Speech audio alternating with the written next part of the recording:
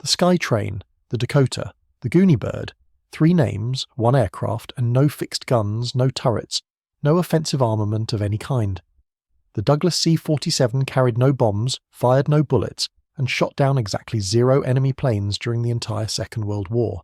And yet, after the war, General Dwight D. Eisenhower reportedly listed the 4 things that most helped the Allies win. He didn't name the B-17, he didn't name the Spitfire, the P-51 Mustang, or any of the other celebrated fighters and bombers that filled the skies over Europe and the Pacific. He named the C-47 alongside the Jeep, the bazooka, and the atomic bomb. Now, you might think Eisenhower was being generous. After all, it's a transport plane. It hauled cargo and paratroopers. It doesn't exactly set the pulse racing in the same way that, say, a Corsair screaming in at treetop level does. But consider what the C-47 actually did. It dropped paratroopers into Normandy on D-Day. It flew supplies over the Himalayas in conditions that killed hundreds of air crews.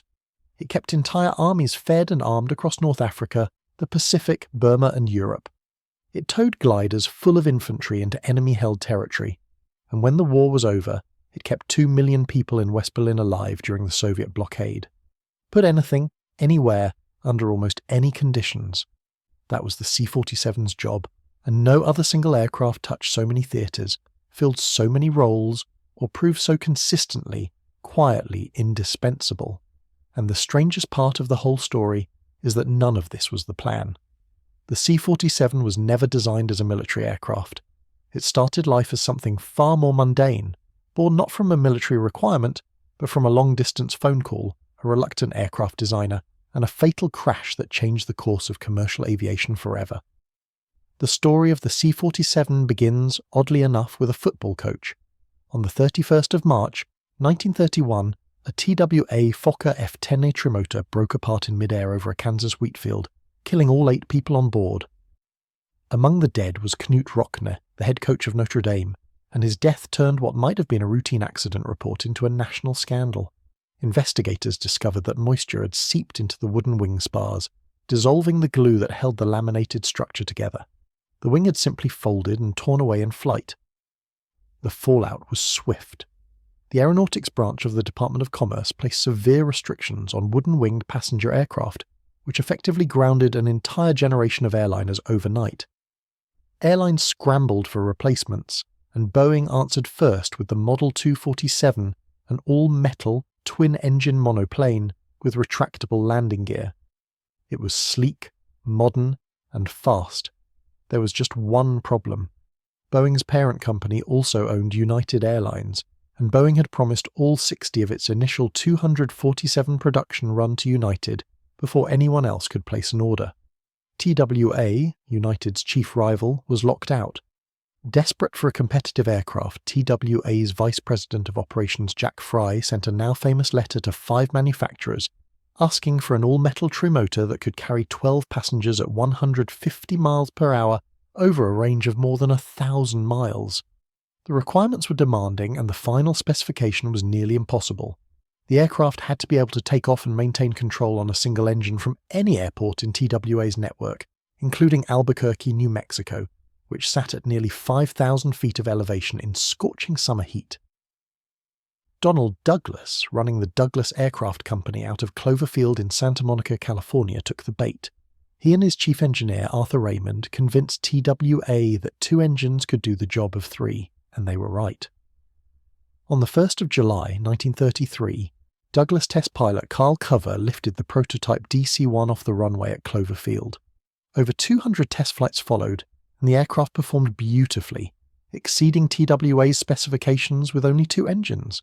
Douglas had spent $325,000 building the prototype, well over budget, and only one DC-1 was ever produced. But the design proved the concept, and TWA ordered 20 of an improved version, the DC-2. The DC-2 stretched the fuselage, added more powerful Wright Cyclone engines, and carried 14 passengers in a cabin that was 66 inches wide. It entered service in 1934, and TWA took delivery of the first 30 aircraft. The impact was immediate. The DC-2 could cross the continent in just over 13 hours, shattering the existing record, and it was faster, more comfortable, and more reliable than anything Boeing was offering. A KLM DC-2 even placed second overall in the 1934 England to Australia McRobertson air race, beaten only by a purpose-built racing plane while carrying mail and passengers the entire way. Douglas sold 130 civilian DC-2s alongside 62 military variants, and Boeing's brief dominance with the 247 was over almost before it started. But Douglas Aircraft was about to receive a phone call that would make the DC-2 look like a warm-up act. In 1935, C.R. Smith, the president of American Airlines, rang Donald Douglas with a request. Smith wanted a sleeper aircraft, something that could carry passengers in sleeping berths on overnight transcontinental flights, replacing the aging Curtiss Condor biplanes American was still flying. Douglas was reluctant. The DC-2's cabin was too narrow for side-by-side berths, which meant designing an entirely new, wider fuselage, and Douglas didn't think the market justified the expense. Smith played his ace. American Airlines would guarantee the purchase of 20 aircraft. Douglas agreed. Arthur Raymond and his engineering team spent the next 2 years designing the Douglas sleeper transport known as the DST. It first flew on the 17th of December 1935, exactly 32 years, to the day after the Wright brothers' first flight at Kitty Hawk, a coincidence that Douglas absolutely did not plan but was more than happy to publicise. When the sleeping berths were removed and replaced with rows of seats, the aircraft carried 21 passengers in a configuration Douglas called the DC-3. American Airlines put the DC-3 into service on the 26th of June, 1936, with simultaneous flights from Newark and Chicago, and within 5 years, the DC-3 dominated the domestic airline market in the United States. Airlines could, for the first time, actually make money carrying passengers without relying on government airmail subsidies. The DC-3 cut the coast-to-coast travel time to under 18 hours with just 3 refueling stops. Insurance companies rated it as safe as a train, offering passengers a $5,000 policy for just 25 cents. And by the end of the decade, Douglas had sold over 400 DC-3s to carriers around the world. It was by any measure the most successful airliner ever built. It was also about to go to war. When the United States Army Air Corps looked at the DC-3 in the late 1930s, they saw something the airlines hadn't advertised: a rugged, reliable airframe with enormous military potential. The Air Corps had been experimenting with military versions of Douglas transports since the mid-1930s, purchasing small numbers of DC-2s under various designations, but the DC-3's wider fuselage and improved payload opened up entirely new possibilities. As war in Europe became increasingly likely, the military began requisitioning DC-3s straight off the airline production line. Civilian orders were deferred, and aircraft destined for carriers like American and TWA were diverted to the Army. Airlines that had finally found an airplane that let them turn a profit were now watching those same aircraft being painted olive drab and flown to military bases across the country. It was, to put it mildly, not popular with the airline executives, but there was a war on, and Douglas had bigger customers now. The first step toward militarization produced the C-53 Skytrooper, which was essentially a DC-3 in olive drab. The C-53 kept the civilian cabin layout and could carry 28 paratroopers in fixed metal seats, but it lacked a cargo door large enough to load bulky equipment. Only about 380 Skytroopers were built before the Air Corps realized they needed something more versatile. That something was the C-47. Douglas engineers installed a large cargo door on the port side of the fuselage, wide enough to load a jeep. They reinforced the cabin floor to handle heavy freight, added a hoist attachment for loading and unloading cargo, and shortened the tail cone to fit a towing cleat for glider operations. The engines were upgraded to Pratt & Whitney or 183092 twin Wasps, each producing 1,200 horsepower, and the aircraft received a 2-speed supercharger for improved performance at altitude. Cockpit instruments were rearranged for military operations, and provisions were made for a radio operator's station behind the flight deck. On paper, the modifications were modest. In practice, they turned a comfortable airliner into the most adaptable transport aircraft of the war. A C-47 could carry 28 fully equipped paratroopers, or 6,000 pounds of cargo, or a combination of both. It could evacuate wounded soldiers on stretchers. It could tow 1 or 2 Waco CG-4A gliders loaded with troops and heavy equipment. Cruising at about 160 miles per hour with a 1,600-mile range, none of those numbers are particularly impressive by themselves, but the C-47's real genius wasn't in any single specification. It was in the combination of range, payload, reliability, and an almost supernatural toughness that allowed it to absorb punishment that would have destroyed lesser aircraft. The Air Corps placed its first orders in 1940, and deliveries began in 1941. Douglas built C-47s at 3 facilities: the original plant in Santa Monica, a new factory in Long Beach, and a third facility in Oklahoma City that would eventually become the largest producer.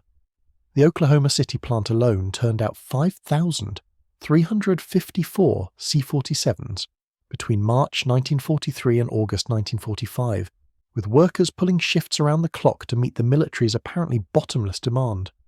Combat feedback drove a steady stream of modifications as the war progressed. The C-47A featured a 24-volt electrical system instead of the original 12-volt setup, simplifying maintenance and improving compatibility with other military equipment. The C-47B received supercharged R-1830-90 engines, optimized for high-altitude operations in the China-Burma-India theatre, and over 3,300 were built. They would need every bit of that altitude capability for what was coming. Smaller changes accumulated over dozens of subvariants. Updated radios, different internal configurations, strengthened components in areas that field experience had shown to be weak points. Douglas produced over 60 distinct variants in total, each tailored to a specific role or operating environment. The C-47 also became a universal platform for foreign operators. Under Lend-Lease, roughly 2,000 went to the Royal Air Force and Commonwealth Air Forces, where they received the name Dakota, possibly inspired by the backronym Dakota for Douglas Aircraft Company transport aircraft, though nobody seems entirely sure about that. The Soviets didn't just fly American-built C-47s, they manufactured their own version, the Lisunov Le-2, at a factory near Moscow using Shvetsov engines and several Soviet modifications. Japan did the same, with Showa Aircraft producing the L-2D using Mitsubishi Kinse engines. It says something about the DC-3 design that both sides of the war were building copies of the same aircraft. By the end of the war, Douglas had delivered over 10,000 C-47s and C-53s to the US military. Add the nearly 5,000 Soviet Li-2s and roughly 500 Japanese L-2Ds, and total production of the DC-3 family exceeded 16,000 airframes.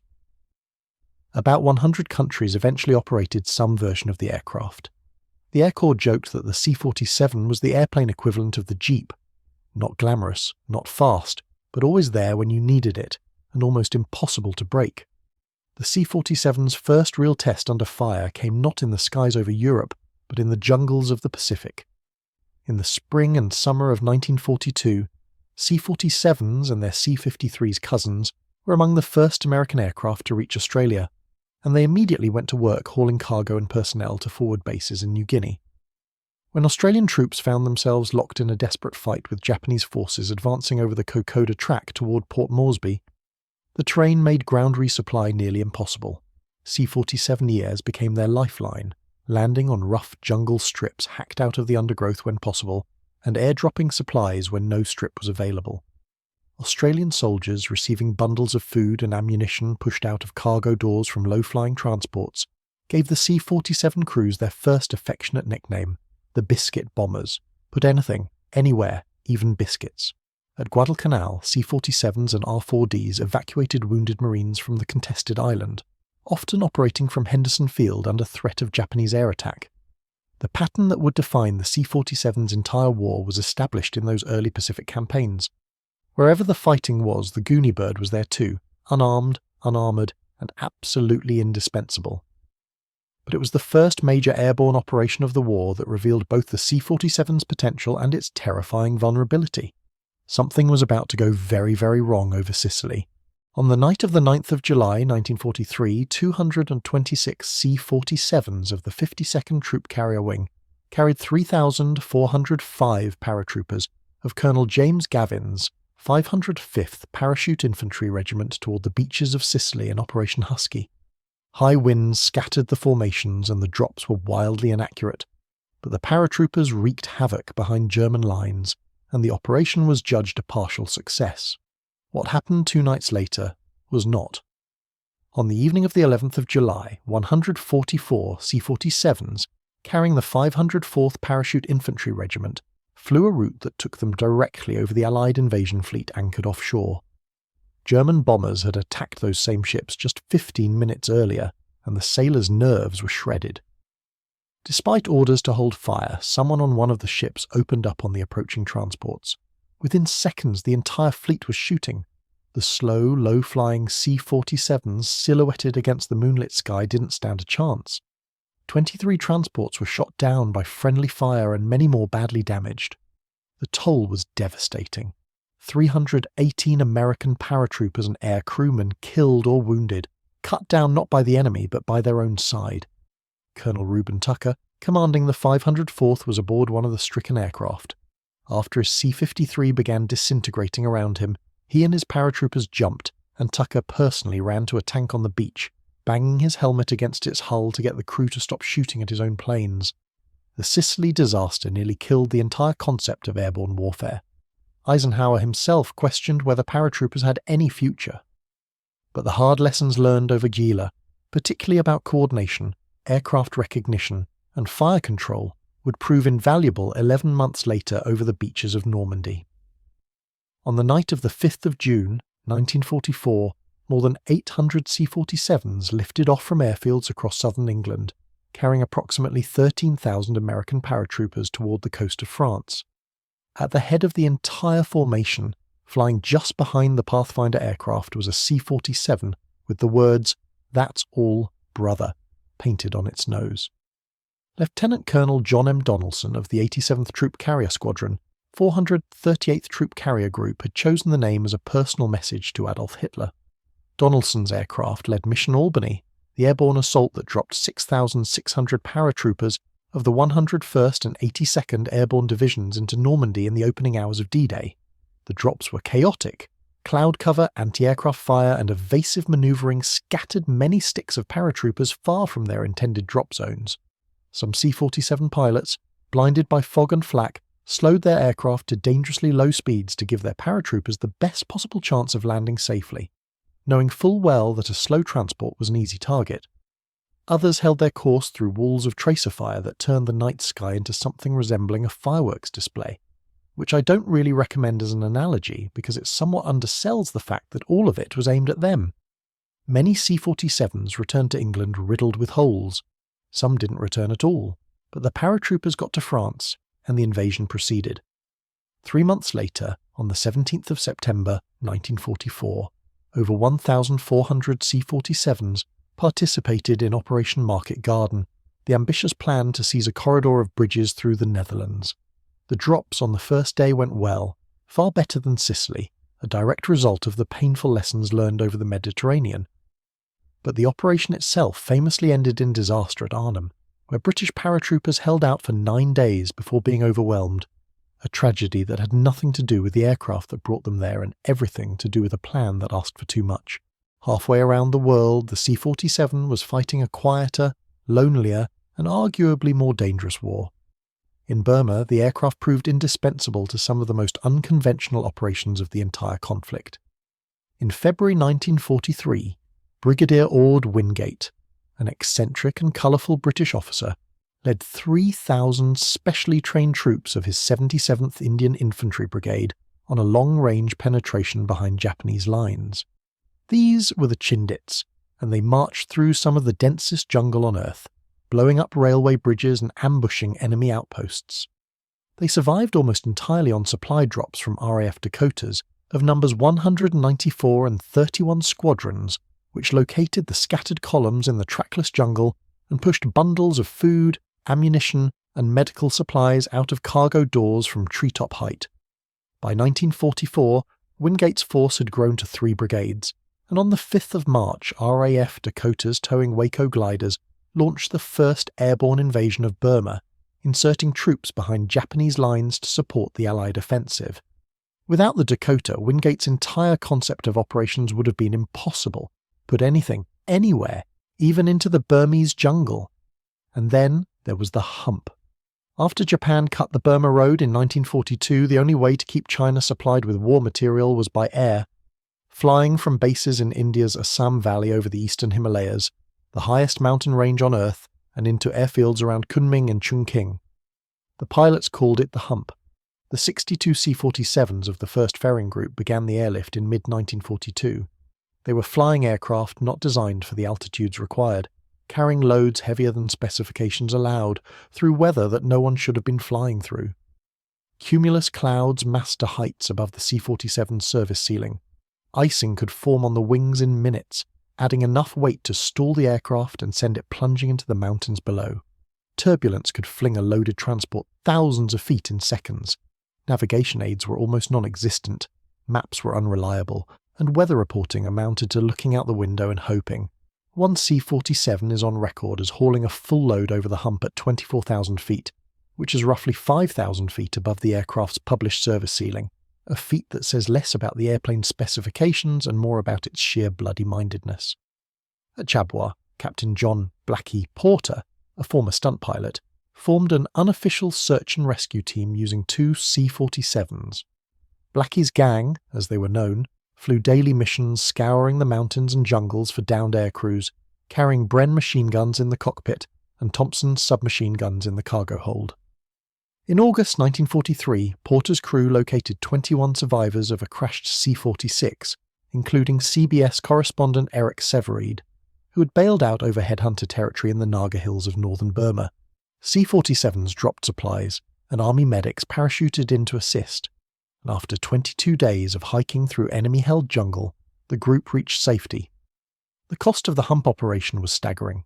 Estimates vary, as the Army Air Forces did not record every crash, but approximately 590 aircraft were lost along with over 1,300 crewmen killed and another 345 missing. To put that in perspective, in the first 54 days of 1944 alone, 47 transports went down, roughly 1 aircraft lost for every 218 flights. The wreckage of C-47s, C-46s, and C-87s formed a trail of aluminum across the mountain peaks so dense that pilots used the debris as a navigation aid, following the glinting wreckage from one ridge to the next. They called it the Aluminum Trail, and yet the tonnage kept climbing. From 800 tons delivered in December 1942, the hump operation eventually peaked at over 71,000 tons in a single month by war's end, supported by 622 aircraft and 34,000 military personnel. When the books were closed, the aircruiser delivered 650,000 tons of material to China across the most dangerous transport route in the history of aviation. Back in Europe during the Battle of the Bulge in December 1944, C-47s airlifted supplies to the surrounded 101st Airborne Division at Bastogne, flying through low cloud and German anti-aircraft fire to keep the defenders supplied with ammunition, food, and medical equipment. On the 23rd of December, when the weather finally broke after days of fog that had grounded all aircraft, waves of C-47s appeared over the besieged town and began dropping supplies by parachute. The sight of those coloured parachutes drifting down through the winter sky was, by all accounts, one of the most welcome things the frozen, exhausted defenders had ever seen. Without those airdrops, the garrison at Bastogne, which famously answered a German surrender demand with the single word nuts, might well have run out of ammunition before Patton's Third Army could break through to relieve them. One C-47 from the National WWII Museum's collection, serial number 42-93096, flew that very mission. It had arrived in England just weeks before D-Day, carried pathfinders from the 82nd Airborne into Normandy, dropped paratroopers into Holland during Market Garden, resupplied Bastogne during the Bulge, and then dropped troops of the 17th Airborne across the Rhine during Operation Varsity in March 1945. 1 aircraft, 5 major operations, and it survived them all, earning nothing more than minor damage from German ground fire that was repaired in a matter of days. The C-47 didn't decline so much as it evolved. Unlike most World War II aircraft, which were rapidly obsoleted by jets and new technology, the Goonie birds simply kept finding new jobs. After the war, thousands of surplus C-47s flooded onto the civilian market, and airlines snapped them up. Converted back into passenger and cargo configurations, former military transports formed the backbone of post-war commercial aviation, particularly for smaller carriers operating regional routes. The C-47 couldn't compete with the new 4-engine airliners like the Douglas DC-4 and the Lockheed Constellation on long-haul routes. But for shorter hops, its low cost, proven reliability, and ability to land on unpaved strips made it nearly unbeatable. military service continued uninterrupted. In June 1948, when the Soviet Union blockaded West Berlin, the C-47 was the only American transport immediately available in theatre. On the 26th of June, 32 C-47s launched the first flights of Operation Vittles, hauling 80 tons of milk, flour and medicine into Tempelhof Airport. Brigadier General Joseph Smith, tasked with organising the operation, had roughly 100 Goonie birds at his disposal, many of them war-weary veterans still wearing their D-Day invasion stripes. General Curtis LeMay, commander of US Air Forces in Europe, had scavenged them from across the continent, pulling them from desk duties and administrative flights. A C-47 could carry only 3.5 tons per trip, at a cruising speed of 175 miles per hour, which was not exactly ideal for feeding 2 million people. The Berlin Communist press mocked what it called the futile attempts of the Americans to save face. They were premature in their mockery. The larger 4-engine C-54 Skymasters, carrying 10 tons each, gradually replaced the C-47s over the following weeks, and by the time the Soviets finally lifted the blockade in May 1949, the Allies had delivered 2.3 million tons of supplies on 277,000 flights.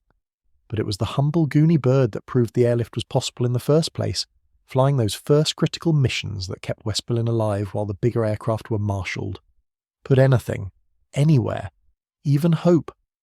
And it was no coincidence that the man who eventually organised the Berlin airlift into a precision operation, Major General William Tunner, had cut his teeth running the Hump operation in India. Lessons learned in C-47s over the Himalayas saved a city half a world away. C-47s served again in Korea, hauling supplies, dropping paratroopers, evacuating wounded and dropping flares for night bombing runs. And then came Vietnam, where the aging transport found its most unexpected and deeply ironic role yet. The aircraft that had won the war without firing a shot was, 2 decades later, converted into one of the most terrifying weapons in the sky. In 1964, Air Force Captain Ron Terry mounted 3 General Electric GAU, 2 7.62mm miniguns on a C-47, each capable of firing 6,000 rounds per minute, aimed through the left side of the aircraft. The pilot could circle a target in a steep left-hand banking turn, pouring a continuous stream of fire onto a single point below.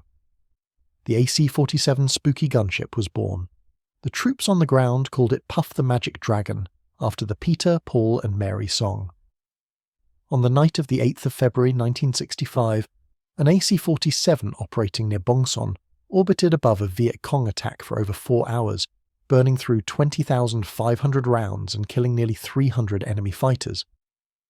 On the 24th of February 1969, Airman First Class John Levittow earned the Medal of Honor aboard Spooky 71 when, despite being riddled with shrapnel from a mortar strike that tore through the fuselage, he threw himself on an armed Mark 24 magnesium flare that had been knocked loose inside the cargo bay, dragging it to the open door and hurling it out before it could ignite and destroy the aircraft.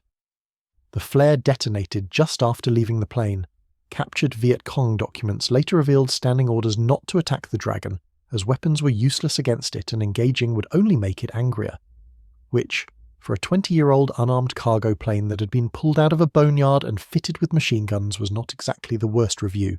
A total of 53 C-47s were converted to AC-47's gunships. 12 were lost in combat. The surviving aircraft were eventually transferred to the South Vietnamese, Laotian, Thai, Colombian and El Salvadoran Air Forces. The last C-47 in US Air Force service was retired in 1975. In October 1956, a US Navy R-4D5L named Quesera touched down at the South Pole in Antarctica, the first time humans had set foot there since Robert Falcon Scott's ill-fated expedition in 1912. The aircraft that carried them was naturally a military variant of the DC-3. That landing captures something essential about the C-47. It went everywhere, it did everything, and it outlasted virtually every other aircraft of its generation. As of early 2025, an estimated 150 to 200 DC-3s and C-47s remain airworthy worldwide, 90 years after the prototype DST first flew. Some haul cargo in the Canadian Arctic. Others operate in South America, where their ability to land on short, unpaved strips makes them irreplaceable. A company called Basler Turbo Conversions in Oshkosh, Wisconsin, remanufactures C-47 airframes with modern turboprop engines, creating the BT-67 for continued military and scientific use, including regular flights to the South Pole. Among aviation enthusiasts and pilots, there is a common saying, the only replacement for a DC-3 is another DC-3. And in 80-plus years, nobody has managed to prove them wrong. The National World War II Museum in New Orleans has 42-93096 hanging in its Louisiana Memorial Pavilion, one of the most well-travelled C-47s in existence. The Commemorative Air Force maintains several airworthy examples. The Air Mobility Command Museum at Dover Air Force Base started its entire collection with a single C-47A that every other museum had rejected as beyond salvage, and today it stands immaculately restored. In the Canadian Arctic, Buffalo Airways, made famous by the television show Ice Pilots, still uses DC-3s and C-47s for cargo delivery to remote communities where no other aircraft will do. That's All Brother, the C-47 that led the D-Day invasion, was found in a Wisconsin aircraft boneyard in the 2010s, where it had been destined for conversion into a turboprop cargo hauler. Nobody knew what it was. Air Force historian Matt Scales identified the airframe from its serial number, and a fundraising campaign by the Commemorative Air Force, supported by over 3,000 individual donors, raised enough money to restore it to its 1944 D-Day configuration. The restoration took an estimated 22,000 hours of work. It flew again on the 31st of January 2018, and in June 2019, it crossed the Atlantic to participate in the 75th anniversary of D-Day at Normandy. 14 American C-47s made the crossing, the largest gathering of the type since the war, retracing a route that 800 of their predecessors had flown 3/4 of a century earlier. The C-47 never fired a shot in anger during the war it helped win. It carried no bombs, wore no gun turrets, and offered its crews nothing in the way of offensive armament. What it offered instead was something far more valuable, the ability to put anything anywhere, under almost any conditions, and bring it back again. Soldiers, fuel, ammunition, medical supplies, jeeps, howitzers, paratroopers, wounded, mail from home. If the Allies needed it moved, the Goonie bird moved it. Eisenhower was right. Of all the weapons that won the war, the most important one had no guns at all. If you made it this far, subscribe. I'll keep finding the real stories. And if you know a World War II story that's been exaggerated over the years, drop it below. It might be the next video.